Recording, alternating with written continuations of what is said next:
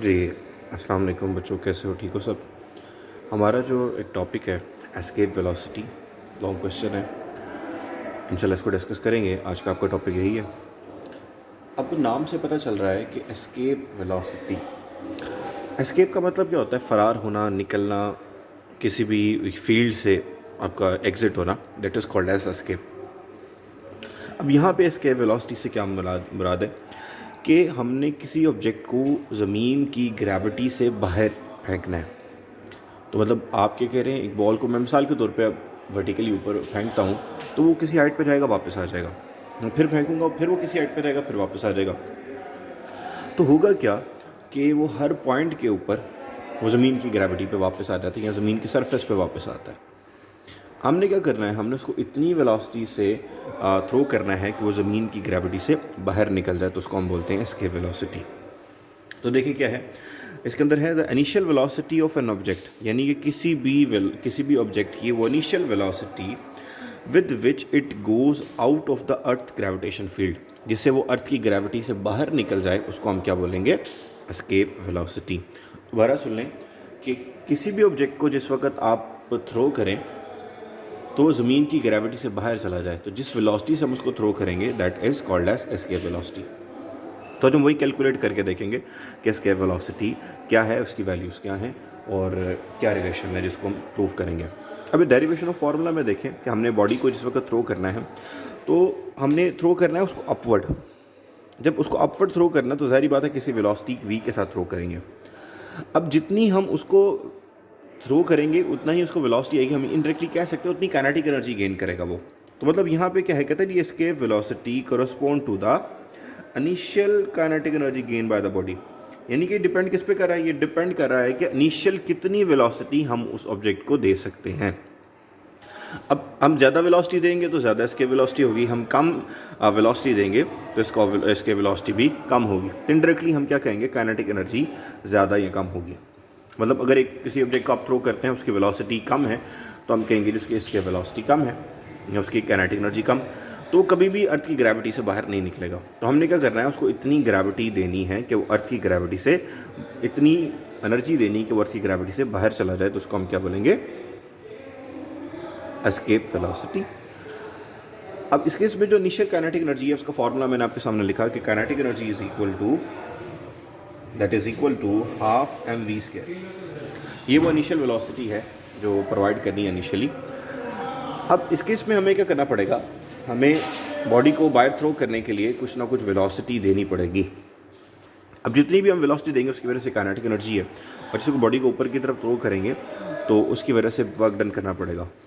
तो क्या है कि जितना वर्क डन हमें करना पड़ा उस ऑब्जेक्ट को ज़मीन की ग्रेविटी से बाहर थ्रो करने के लिए, that is called as the work done due to gravity. अब इसको हमने कल पढ़ा था अपनी क्लास में, that is absolute potential energy. याद है आपको कि नहीं याद? जो फार्मूला हमने कल ड्राइव किया था ये बेसिकली वही है कि जितनी हमने काइनेटिक एनर्जी प्रोवाइड की that will be equal to the absolute potential energy. ठीक है, ये वही पोटेंशियल एनर्जी है जिसको हम रिलेशन पहले भी डिस्कस कर चुके हैं। काइनेटिक एनर्जी और पोटेंशियल एनर्जी आपस में क्या होते हैं? बराबर होते हैं। इस केस में काइनेटिक एनर्जी कम हो रही होगी, पोटेंशियल एनर्जी ज़्यादा हो रही होगी, और वो किसके इक्वल होगी? एब्सोल्यूट पोटेंशियल एनर्जी के इक्वल।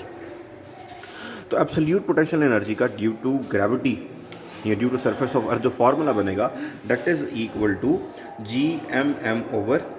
और ये बॉयज़, ये वही फार्मूला है जो हम कल डिस्कस करके गए हैं, क्लास में हम इसका रिलेशन बना चुके हैं। अब होना क्या है कि जिस वक्त बॉडी को हम थ्रो करेंगे तो इस केस में याद रखिएगा escape velocity is equal to initial kinetic energy. ठीक है, और इनिशियल काइनेटिक एनर्जी होगी तो हम इस केस में क्या लिख सकते हैं? हम इस केस में लिखेंगे kinetic energy initial is equal to absolute potential energy. यानी जितना हमने उसको वेलोसिटी के साथ थ्रो किया उतनी ही उसके पास कौन सी एनर्जी आएगी? काइनेटिक एनर्जी आएगी। उतनी उसके पास कौन सी एनर्जी आएगी? काइनेटिक एनर्जी जिससे हम थ्रो करेंगे उतनी ही उसमें पोटेंशियल एनर्जी आएगी। तो हम इसको क्या लिखेंगे? काइनेटिक एनर्जी का formula half M V square और एब्सोल्यूट पोटेंशियल एनर्जी का फॉर्मूला Gmm/r।